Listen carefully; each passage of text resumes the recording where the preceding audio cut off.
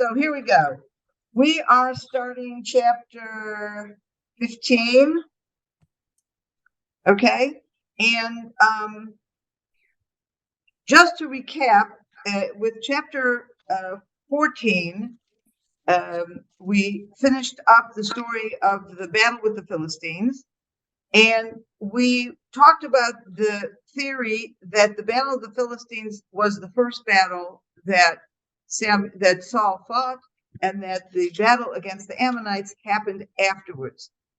And just to kind of highlight the connection of everything, sometimes the connection in the Bible is not necessarily chronologically, but associative or thematic. And we can see that happening at the end of chapter 14, because after this big battle of the Philistines is over, we have beginning in verse 46, the fact that he defeated the Philistines, okay? And then we have almost like a summary of all the battles that Saul did as part of his kingdom. And it says some of them happened later. Even, certainly if we say the Battle of the Philistines came first, even if we say that the Battle of the Philistines is after the Ammonites, there's still more battles to come. Witness verse 48 when it talks about striking the Amalek. Now we know that the Amalek only begins in chapter 15, which is what we're going to be starting to study today. So clearly these verses 46, 47, 48 are summaries that are connected to the Philistines, but it includes things that happen much later. Okay, so it's like, don't forget, we have the writer, the prophet, actually Samuel, who wrote the book of Samuel. So he's putting in his summary here, even though chronologically includes things that happen afterwards. And then verse 52, the very last verse of the chapter, talks about the fact that Samuel actually was waging war, engaged in battle against the Philistines his entire career as king. And I think this kind of brings home what we need to understand before we go into the Battle of Amalek. And let me just go back and actually it's extremely timely, because this week's Torah portion, this coming week's Torah portion is Ki Tetzei, and it's actually the last verses of the Torah portion of Ki Tetzei that is relevant to what we're doing today. So if you look at Deuteronomy 25, verse 17, okay, and I'll just read that. It's very, very important verses, and it's not only the last verses of the Torah portion that we're going to read this coming week, but our tradition says that in the book of Esther, Haman is a descendant of Amalek, and it's not just a tradition; it's coming straight from Scripture, because Haman is referred to as a descendant of Agag, and we will meet Agag in our chapter today as the king of Amalek. So that's fairly clear, even though the word Amalek doesn't appear in the book of Esther. We know that Haman comes from Agag, and therefore we see him as being from Amalek.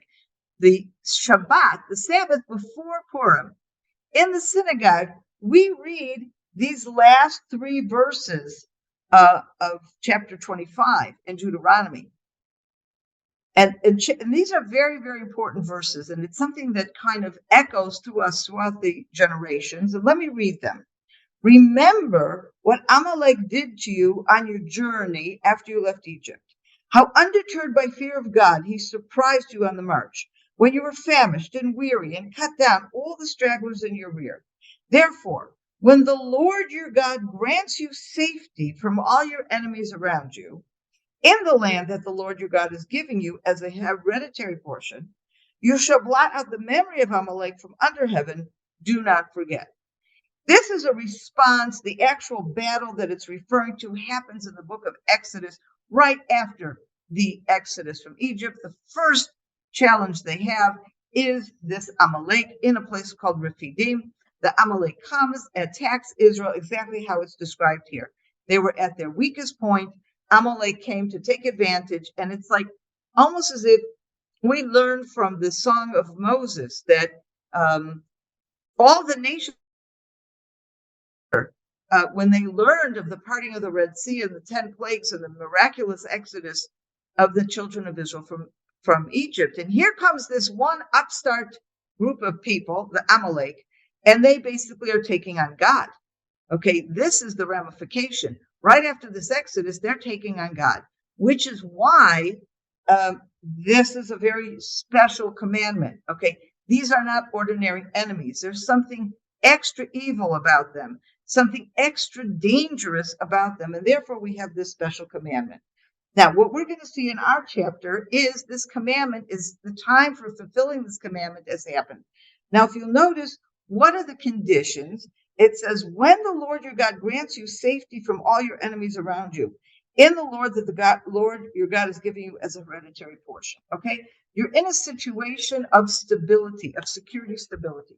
Now, just before, and what we just read now, okay, just before the last verses of chapter 14, we learn in the last verse there was bitter war against the Philistines all the days of Saul. And whenever Saul noticed any stalwart man or warrior, he would take him into his service. Okay.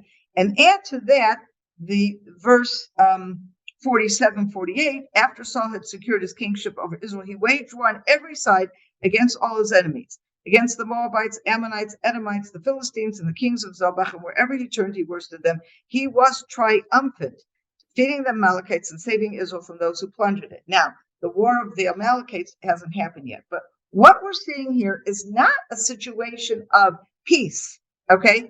It's not that Israel sits by, every man under his fig tree, no war. There is war, but we're in a situation where Saul is a very competent king militarily, and where it says here, especially whenever Saul noticed a stalwart man and warrior would take him into his service, we are in a situation that despite the fact that Saul waged war against the Philistines, his entire time as king, he was defeating them. He was keeping them at bay. He had to keep fighting, but he had a very strong army. And therefore, I think you can read this condition, the condition that is first in Deuteronomy, when the Lord has let you, you are at peace, you're rested from your enemies. It's not necessarily that you're at peace, but that you're in a situation where you are able to deal with the challenges of your enemies. And it seems that this is the first time in history that this would have happened. Clearly, during the period of the judges, there was no king. There was no unified structure. There was no unified ability to wage war on the part of the entire nation of Israel. So we have that situation here. And that is your background to what happens next. So now we'll start chapter 15. Samuel said to Saul, I am the one the Lord sent to anoint you king over his people Israel. Therefore, listen to the Lord's command. Thus said the Lord of hosts, I am exacting the penalty for what Amalek did to Israel, for the assault he made upon them on the road on their way up from Egypt. Reminds us very much of what we just read in Deuteronomy. Now go attack Amalek and proscribe all that belongs to him. Okay, what does proscribe mean? Okay, it usually means to destroy. Okay, I don't know this word proscribe, but the Hebrew is v'hacharamtem. Okay, to destroy. Spare no one, but kill alike men and women, infants and sucklings, oxen and sheep, camels and asses. Okay, so the instruction is very, very clear. Total and complete destruction of everyone Amalek, babies, animals, everybody. And of course, this sounds like a very, very problematic command. It makes sense in light of the commandment that we read in Deuteronomy, blot out the memory of Amalek, this idea being they should no longer exist, finished, gone, which would then mean blotting everybody out. Don't let a new generation grow up and renew. If you just kill the adults, we'll leave the children. So then you have another generation of Amalek in 20 years. And what have you accomplished? On the other hand, this kind of bothers our sensibilities. It's certainly something that we're not used to hearing, in our day and age, just go in complete destruction of a nation. So I want to put that a bit in perspective for you and take you to actually verses that we read this past Shabbat in the synagogue, Deuteronomy 20. Deuteronomy 20, verse 10, begins instruction. How do you fight the war? What are your commandments when you go into the land of Israel? What are your commandments? And I'll read from verse 10 through verse 18, and then give you a sense of how this can be interpreted. When you approach a town to attack it, you shall offer it terms of peace. If it responds peaceably and lets you in, all the people present there shall first serve you at forced labor.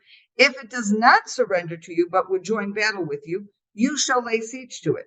And when the Lord your God delivers it into your hand, you shall put all its males to the sword.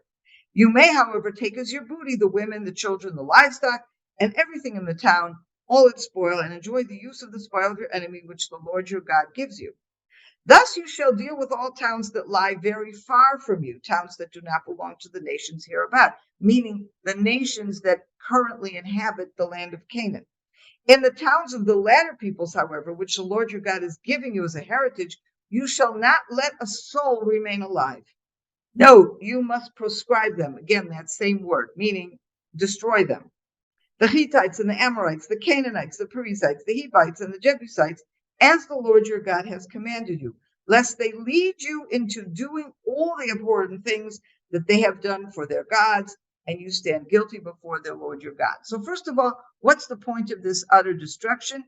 These are nations that live within you, and if you keep them alive, they can become a terrible negative influence with all their pagan ways.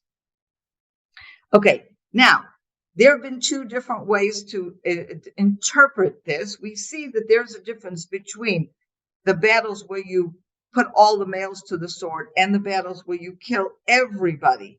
Okay, you kill the men, the women, and you kill the possessions, the animals, and everything. Two different situations. And we have this one. We have in verse 10, you shall offer it terms of peace. And then in verse 12, if it does not surrender to you, then you go ahead and deliver it into your hand. And then in verse 15, this way you deal with all towns that lie very far from you. So the question is this: when dealing with the nations who live in Canaan, okay, these 7 nations that are mentioned here. No, there's actually 6, but there's the Amorites. Oh, the Amorites are here. But anyway, there are a total of 7 nations that are locally, and then the Amalek is added to that. Okay. Does that mean that you seek peace in all situations, and only if they refuse to accept the peace, then you make a distinction of whether you only kill the men and take the rest as prisoners and take the livestock, etc., as the booty, or those from these nations that you then destroy everything? The basic question is, does everybody get a chance to surrender? And if you read these verses, you can see both interpretations are possible. When it says, thus you shall deal with all towns that lie very far from you, and the towns of the latter peoples, however, meaning that includes the condition of verse 10 that you offer terms of peace. Or the interpretation could be you offer everybody terms of peace, and the only difference is, who do you only kill the men, and who do you kill everybody, including the men, women, children, and possessions? Okay. Now, Maimonides, who was a very, very famous Jewish philosopher, thinker, and Jewish legal expert, interprets this, and this indeed is the accepted interpretation for what was supposed to happen, that in every single case, Amalek, these nations, far, close, everybody, you give them the opportunity to have peace and to surrender. And he defines surrender not just as this, okay, I lay down my weapons, you're in charge. He defines surrender in a way that makes sense given verse 18, lest they lead you into doing all the abhorrent things that they have done for their gods. Surrender doesn't just mean put down your guns. Surrender means accepting the God of Israel and completely abandoning their pagan ways. And that makes sense because it's not just about peace. It's about ensuring that these people don't become a negative influence on the nation of Israel. Okay? So that is the interpretation of Maimonides and is the accepted interpretation of what the actual law was. Okay? So, and he includes in that Amalek. Therefore, okay, keeping that in mind, what we're seeing here is a situation where, yes, Saul is commanded to destroy everyone because they're Amalek, because they live within them, because there's this special evil that Amalek had going back already to the Exodus, okay? But we can see from here that our assumption here is that indeed these are people who would never accept, or given the opportunity, would never accept, didn't accept the ability to accept God, to accept, to abandon their pagan ways, etc. Okay, now I can give you, I can bring further support for that interpretation. I'm just trying to see the order of what I should do this. Okay, I'm going to bring further support for that position, but I want to first read the story because it'll make a lot more sense after I read the story. So keep that in your head. We're talking about the morality of this total destruction and putting forth the idea that this is people who would never accept or were given the chance and refused to accept. Okay, and so then it does fit in with the laws that are given in Deuteronomy 20, as in addition to what we read about the obligation to destroy Amalek. Okay, so what happens? Saul mustered the troops and enrolled them at Telaim, 200,000 men on foot and 10,000 men of Judah.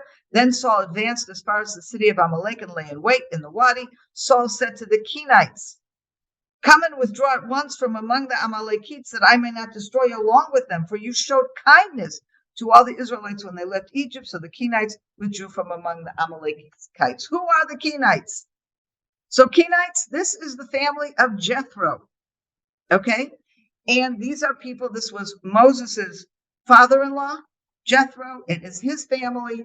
And these are the people that he is saying, you are now living amongst the Amalek, but we don't want to do you any harm, so separate yourselves. Now, we have met the Kenites already in the book of Judges. If you look at the book of Judges, chapter 4, and some of you have studied this with me. First of all, let's start with chapter 1. Chapter 1 in Judges, verse 16, says as follows: the descendants of the Kenite, the father-in-law of Moses, here we see the connection. Who are the Kenites? The father-in-law of Moses. This was Jethro. Went up with the Judites from the city of palms. The city of palms is Jericho. And picture the geography of Israel. Jericho is the eastern edge of Israel, right on the Jordan River. Okay, so they go from over there. They went up with the Judites from the city of palms to the wilderness of Judah, and they went and settled among the people in the Negev of Arad. So they're the southern edge of the tribe of Judah. That is exactly where Amalek is as well. Amalek is nomadic, violent tribes. They don't have cities. They wander. They have tents. They have sheep, and they tend to plunder and bother people in the area. And they're at the edge of the territory of Judah. So we see here they went with Judah, but then they end up settling to the very edge in the Negev already, south near Arad. So this makes sense with where they are here, that they have settled amongst the Amalek. And so here he tells them to leave. And I'll just point out one more thing. In the book of Judges, chapter 4, we meet Yael. Yael is the one who kills Sisera, the general who is part of the Yavin, king of Chatzor, who was fighting against the Israelites when Barak and Deborah are the leaders of Israel at that point.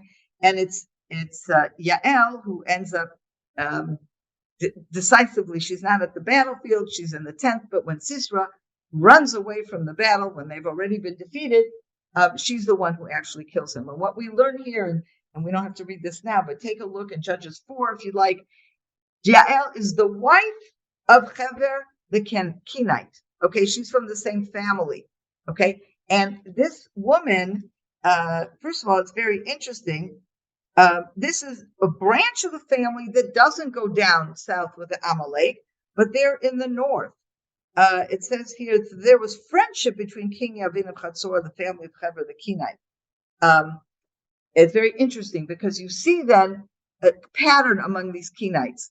They're very good relations with Israel, but they maintain good relations with Israel's enemies as well.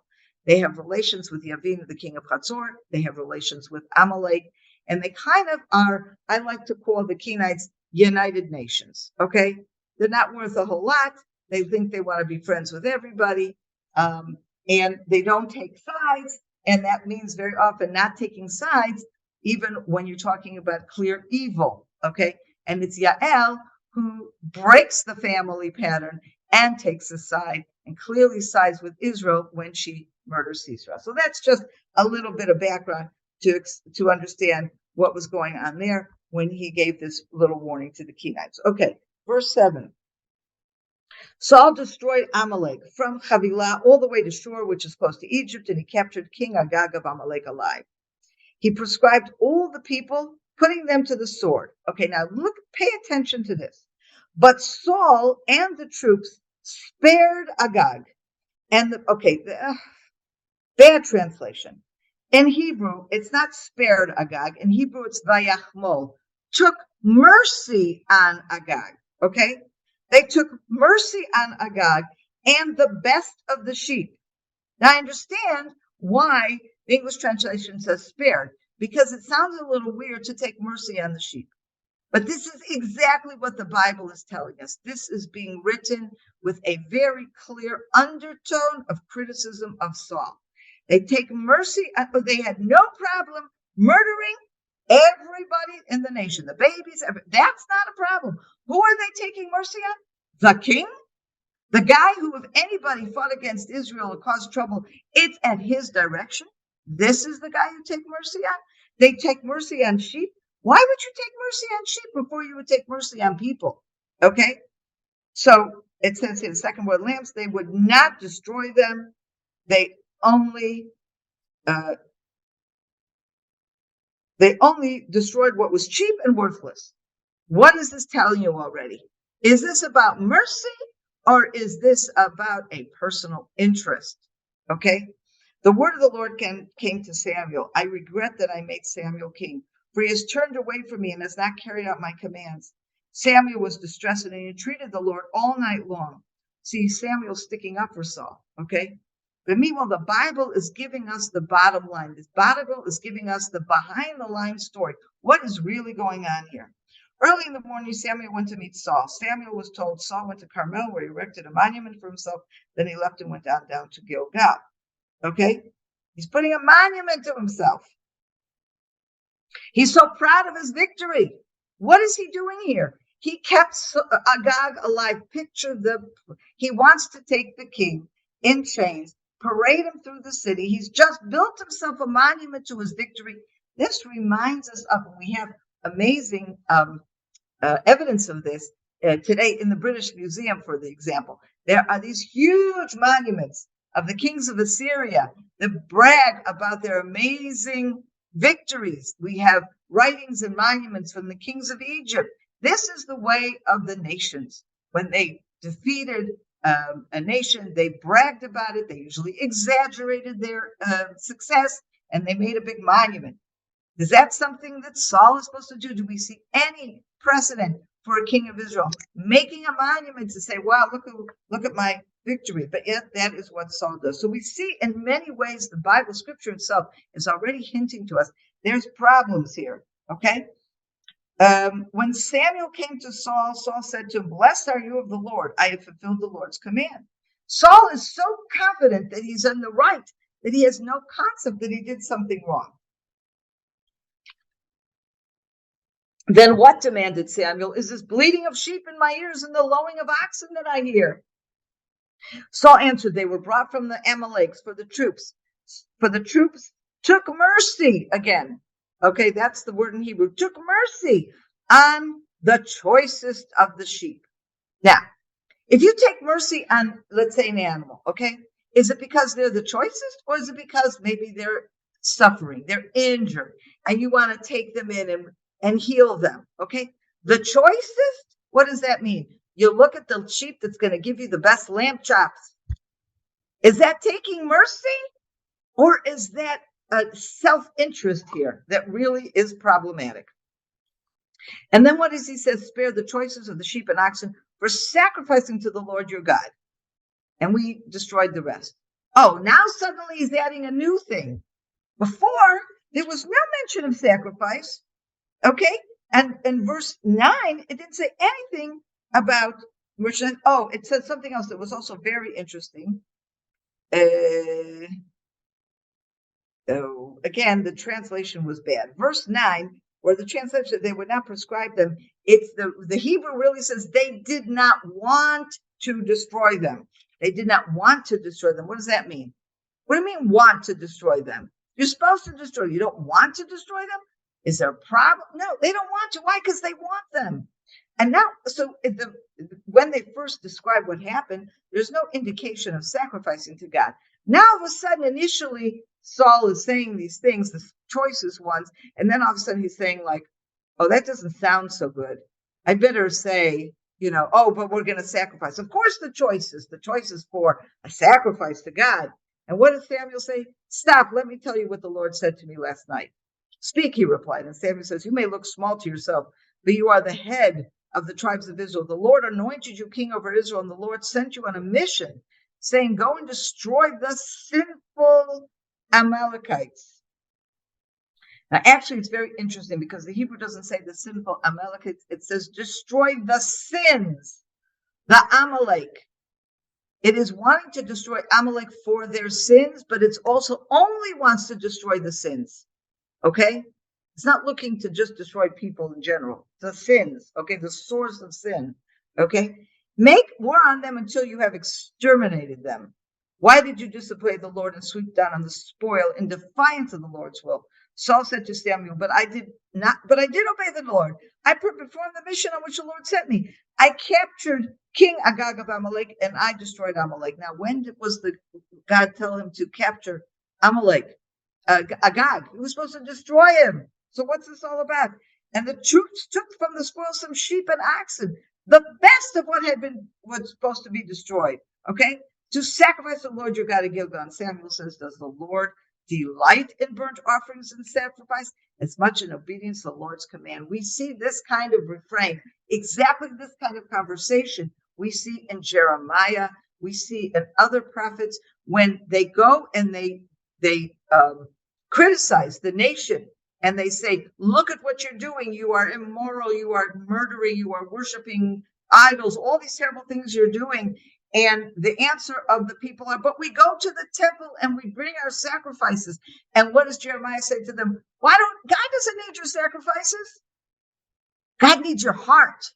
God needs you to be behaving and being righteous and do the right thing. God needs you to obey. And in this case, okay, he didn't obey. He kept Agag alive and he kept these sheep alive. Clearly, this idea of sacrifices was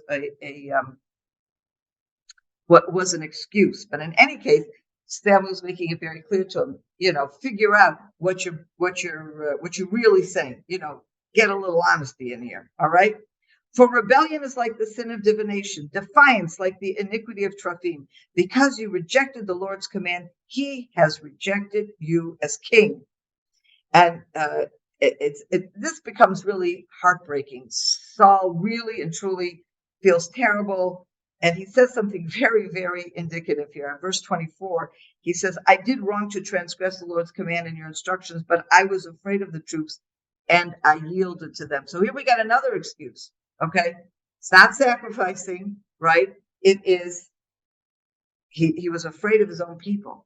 So it's either another bad excuse or this is the truth, in which case, what kind of a king is he? The king has to be above the troops. He's the one who leads the troop. If he becomes afraid of the troops, he cannot be a leader. That's one of the most, sure signs that he doesn't belong as king. But in the end, he said, he says, please forgive my offense and come back with me. I'll bow low to the Lord. Samuel says, I will not go back with you, for you have rejected the Lord's command. And then as he leaves, Saul seized the corner of his robe and it tore. Now, there are this kind of situation we will see again later. David will tear here's Saul tears Samuel's robe. David will tear Saul's robe. And later on, there will be a tearing of a robe with Achiah from Shiloh with Jeroboam. So all these tearing of the robes are very similar situations. They all come at different types of circumstances, though. And Samuel said to him, the Lord has this day torn the kingship over Israel away from you and has given to another who is worthier than you. In each of the other situations of tearing and garb, it's a similar message, okay? When David tears Saul's robe, is a definite understanding there. I could kill you, he says. We're going to see this in later chapters. I could kill you, but I'm not. But it's a definite message of, Saul, you have lost your kingdom. David is the one who is now king. And when Achiah Shiloni cuts the garment into 12 pieces and gives Jeroboam 10, that is also that Rehoboam is going to lose the kingdom and Jeroboam will take most of the king. So this idea of tearing the garment is very much indicative of losing the kingship. And this is the first time this happens. But then he says, and again, he uses that. He said, in this case, Saul didn't mean to create a message from God. He just grabbed at Samuel's cloak and it ripped. But Samuel turns this whole idea into a message, which will reverberate in these other stories as well. The Lord has this day torn the kingship over Israel away from you and has given it to another who is worthier of you. And so at that point, Saul realized there was nothing more to argue, but he asked Samuel for his own dignity, please come back with me. Don't separate from me now, so that the nation will see that you and I are walking together. Samuel agrees, they walk together, but then at the end of that, Samuel himself, he demands from Saul, bring him Agag. Samuel kills Agag. And then it says the last verse of this chapter, Samuel never saw Saul again to the day of his death. But Samuel grieved over Saul because the Lord regretted that he had made Saul king. Samuel loved Saul. As much as Samuel did not want to have a king, Samuel had a lot of faith in Saul. And Saul disappointed him time and time again. And this, of course, was the ultimate disappointment. Now, I want to go back to what we were saying before about, excuse me. Is that getting a drink?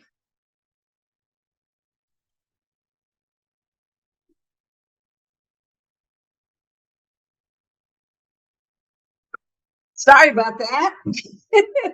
I get very dry if I don't have drink, and so I start coughing. So 1 second. Okay. I want to go back after we've now read the whole chapter. I'm going back to this idea of, was there really an expectation to murder all of Amalek? What was really going on here? So here we definitely see there was a situation that they killed the whole, whoever was there, men, women, children, etc. And they're supposed to kill the animals and the king. However, we do know that this was not all of Amalek.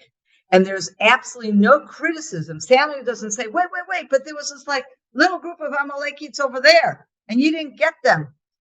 That's never mentioned. That's not the problem. The problem is that he kept the sheep because he wanted that sheep, and he didn't kill the king. Okay, that was the problem. So how do we know that there were Amalekites that still survived? Well, let's look at chapter 26. Now, we're going to study these chapters, of course, in depth, but I just want to show you this little bit here. Chapter 26, verse 8 and 9. Am I in the right place? 6, 8, and 9. No, it must be a different chapter. Well, I wrote down this wrong. Okay, so verse 6, is it? Maybe 6? No. Okay, so there's two situations. I don't know. Anyway, let's go to 2 Samuel. I really don't know what I wrote there. But 2 Samuel chapter 1, okay? We see here, and this is Saul has died, okay? David doesn't know it yet. And we have here, first of all, in verse 1, it says, after the death of Saul, David had already returned from defeating the Amalekites. And we learned in earlier verses that David has, I know where it is. Yeah, it's earlier verses, and I didn't write down the right one. I think it's in chapter 28 when he left the Pushtim, when he left the king of the Pushtim, and he came back to yes, fight and he the told him, "You're right, Amalekites. that's it." So I should have written 28, and I wrote 26. Yeah. Whatever it is. There was a situation where David, while Saul is still alive, but it's towards the end of Saul's life, and David is hiding out at this Achish in the Philistines, who was, of course, an enemy of Saul, and he has to prove to Achish that he's killing people, and so he's telling them, "I'm killing people from Judah," which he isn't, and instead he's killing Amalekites. So there's tons of Amalekites, who are in that area, and David is killing them years later, years after this whole run-in with the Amalek here, this war. So there's still Amalekites around. Now, also in 2 Samuel chapter 1, we see again, David continues to kill Amalekites. He's fighting with them all the time. Okay, now in chapter 8, in the same chapter 1, 2 Samuel chapter 1, in verse 8, there is this somebody, a young guy, who comes to David to tell him Saul has died. He's been killed, okay? And he says to him in verse 8, who are you? And I told him I was an Amalekite. So this young kid who goes and reports to David that about Saul's death is actually an Amalekite. But then look at verse 13. So then David said to the young men who had brought him the news, "Where are you from?" He replied, "I am the son of an alien, an Amalekite." Okay, it's the used word ger, and the commentaries are all fairly consistent in saying, what was this? What did this mean? This was an Amalekite who came to be part of Israel and to accept Israeli law. Okay, yes, to believe in God, yes, to follow the commandments. So this is a very interesting indication that Amalek did have the ability to surrender being come into Israel, live under Israeli law, believe in one God, reject paganism. And here's an example of someone who did it. Not he himself, his father had already made that decision and did it. And so I think it's very clear, number one, Saul was supposed to do a deafening blow to Amalek and get rid of the king. The king was probably the most important part, so that what you left with was disparate tribes who were not particularly dangerous in the way that it had been before, but also that they were given this opportunity to repent, to surrender, and to live alongside the nation of Israel, so long as they abandoned their evil ways. And I think that's a very important way of looking at this whole story of Saul. Many people find it very disturbing. What do you mean he had to kill all the men, women, and children? What was going on there? But I think with this perspective, I think we get a better understanding of what was Saul's real sin, okay? And that he was looking at things from personal interest, and there really was a problem of what he was doing. So that was what we did today. I'm sorry I went over time, but I really wanted to finish this chapter today.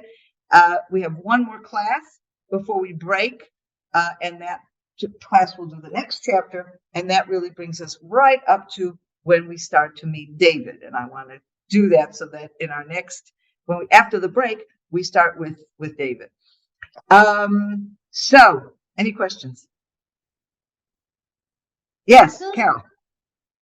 Does the name Agag, is it a generic term for, say, like a pharaoh or a king? Or is it just a name that turns up now and again? Well, that's very interesting. I don't know that that is a generic name. It could be, but I don't know that it is. The only other place that we see Agag is in the book of Esther. And then it says Haman is an Agagite, of the Agagi family. So I think it must mean then that it would be a private name, because otherwise it might say he was of the royal Amalek family. But there's no mention of the nation Amalek. It's just mentioned this guy's name, Agag. Right. Does it mean anything in Hebrew? No. Doesn't mean No. No, but it could mean something in ancient Amalekite language. I don't really know. I will say though that Amalek in Jewish tradition is the symbol of the ultimate enemy.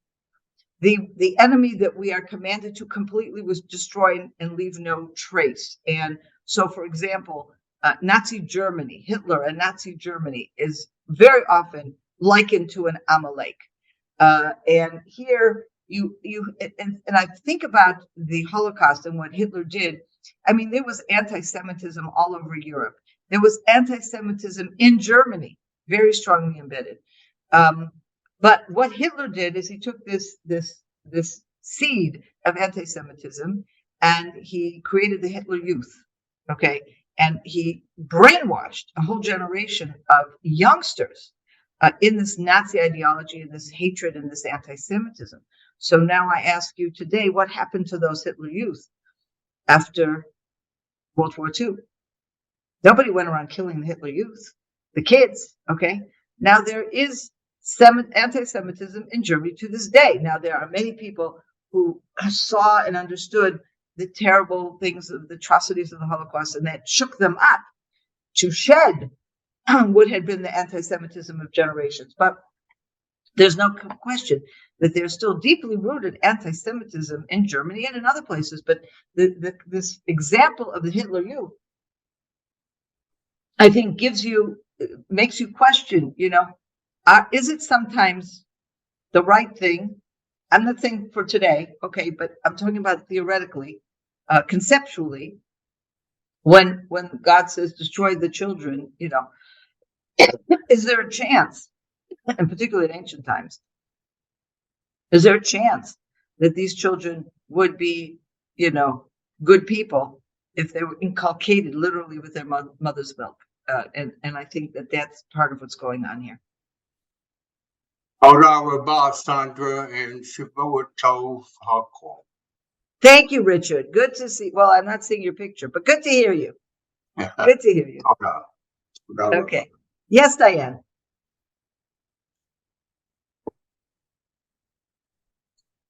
I'm not hearing you. You have to unmute. Okay. Good.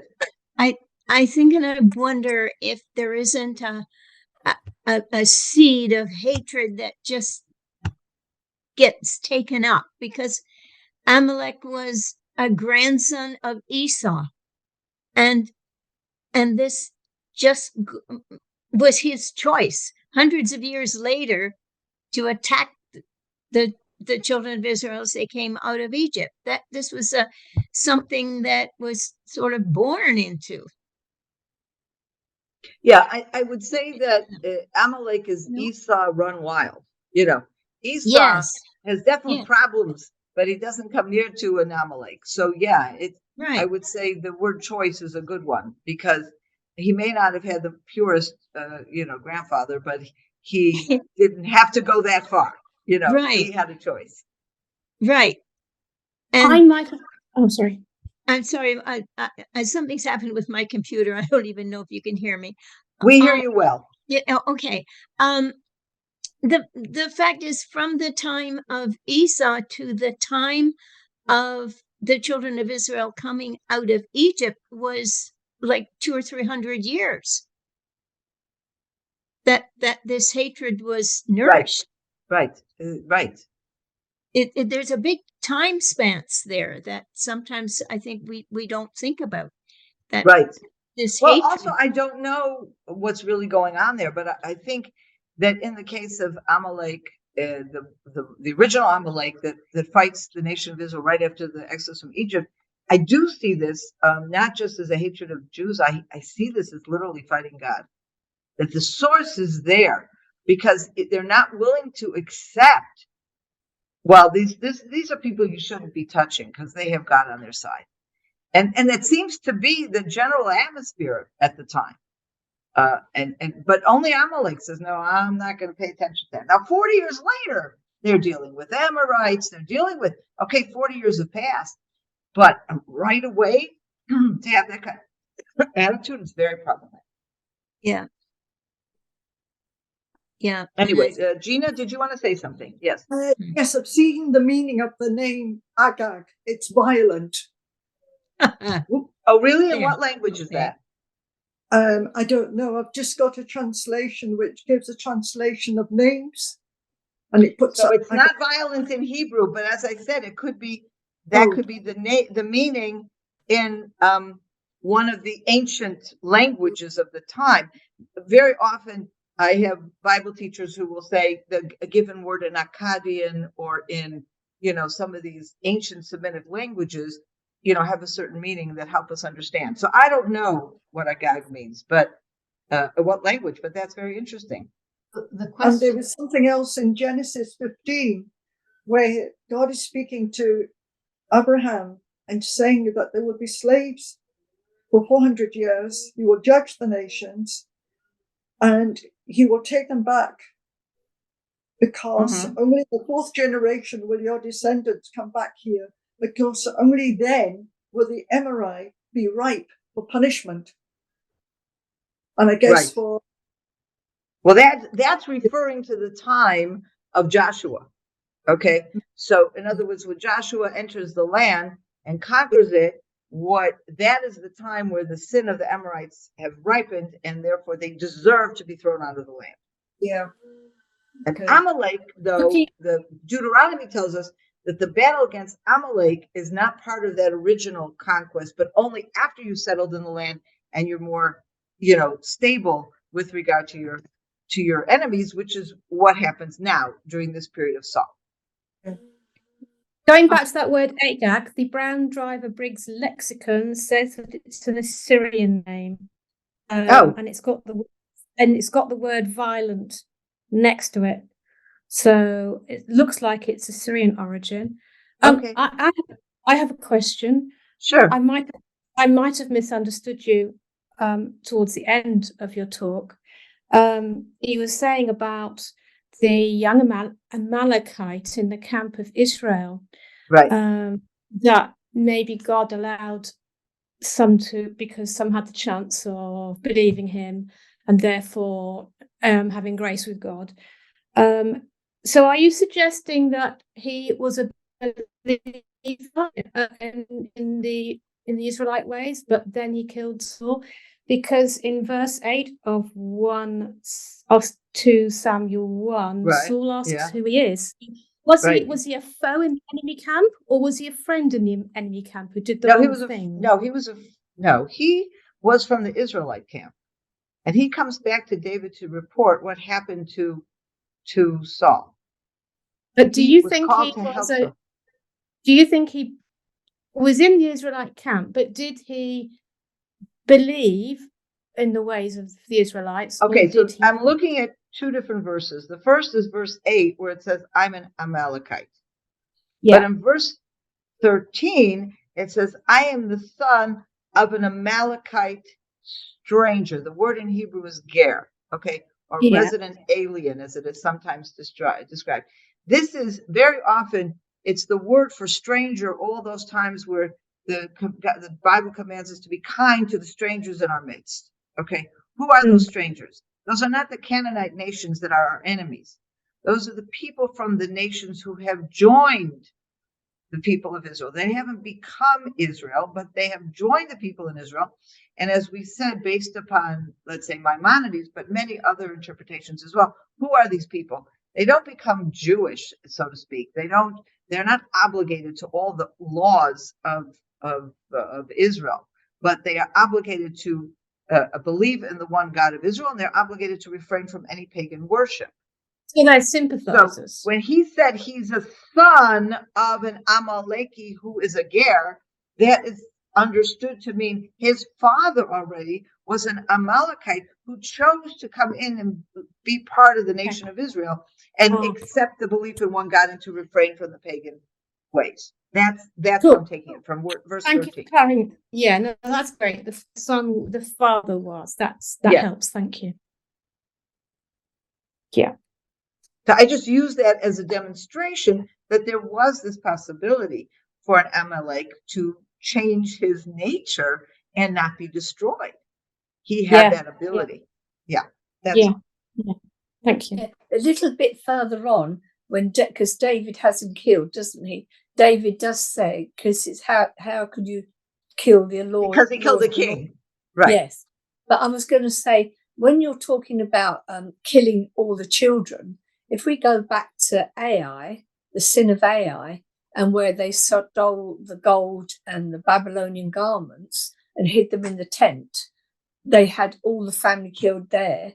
But that was because all the family were actually involved, weren't they?